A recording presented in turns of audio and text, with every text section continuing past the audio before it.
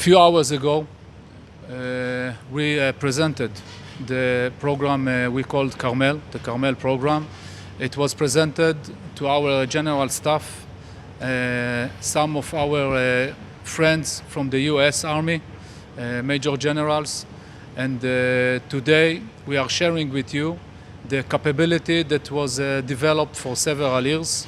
The main idea is to look for a future armor vehicle and what are the capabilities needed for this vehicle. I can share with you that we finished today 3 years of development, and during the last months it was very tense test capability for all the industries.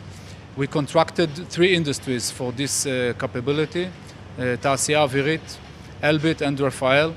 All of them were very successful, and we succeed to show that it's doable to take only 2 combat soldiers in a vehicle, in a closed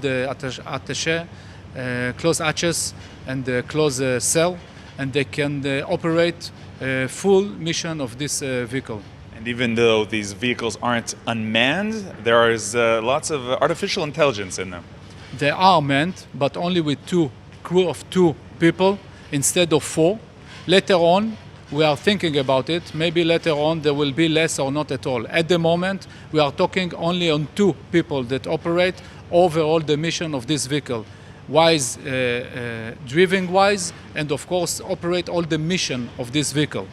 So what's the artificial intelligence do? The artificial intelligence, which called AI, deep learning, machine learning, all this stuff, it's the basic technology in order to make it happen. In order to have the autonomous capability, you need to learn. You need the machine to know how to move from point A to point B.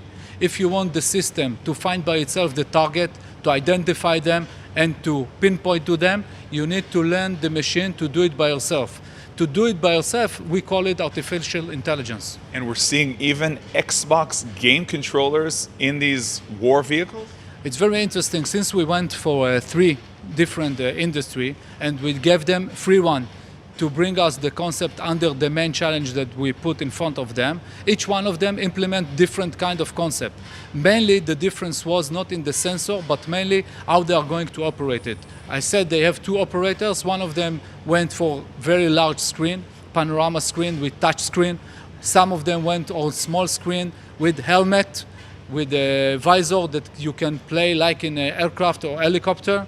And some of them went for a very unique civilian, simple controller like the Xbox, and everything, all the trial, all the test was totally controlled by this controller, simple controller for driving and for the mission itself.